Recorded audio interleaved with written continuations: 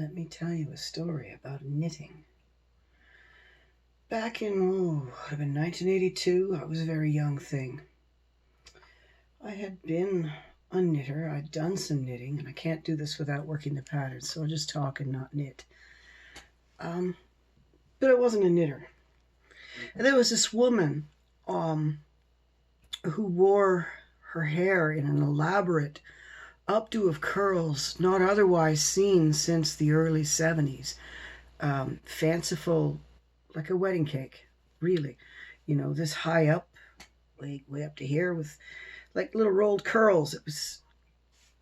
And she did it herself. It was quite impressive, actually. And alongside this amazing hair, she wore a cape with very hastily embroidered lettering on it that said, "Please let me be free." And she had an extremely flamboyant way of getting off of buses, where she would joyously leap from the top step onto the sidewalk with a flourish, as though she had flown there. It was for a woman in her late 60s and a little overweight, it was impressive. I once asked her,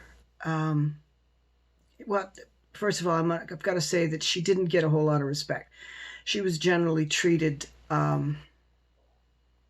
with disdain, unfortunately, as this city tends to do with its weirdos.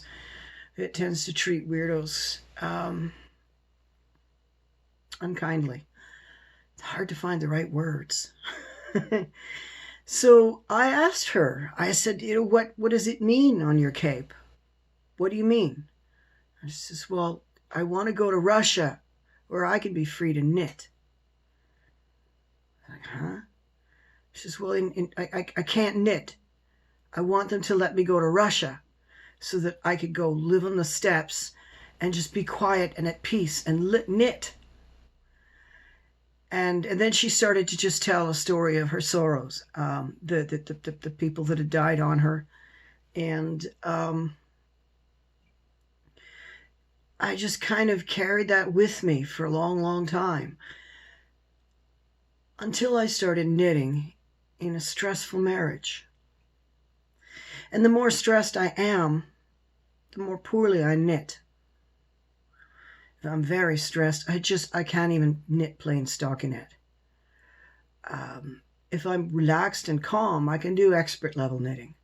The difference is stark.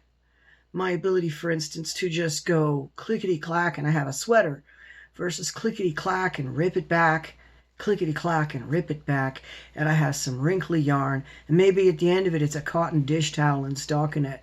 It's all dependent on how much stress and pressure I'm under.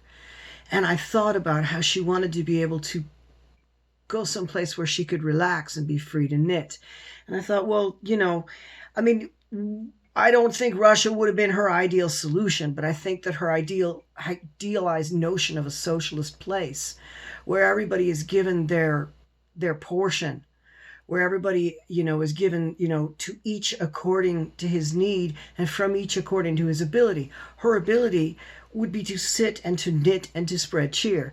And then in return, instead of getting derision and getting scorn and shame and being told constantly to keep trying to look for work and that, she's not worthy, she would be babushka and she would be cared for and people would bring her things. Now, let's understand, this isn't the real world. This was in her head.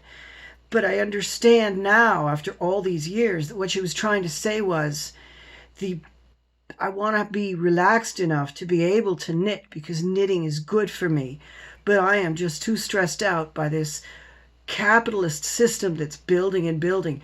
This was the 80s when capitalism was really tightening the screws on the population. And people like her were the ones suffering the worst.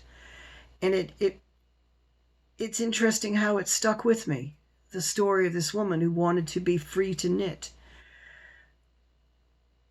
And it makes me think of how the Scotch people talk about knitting. They don't say knitting, they say nutting. They say, I'm a nutter, she's a nutter.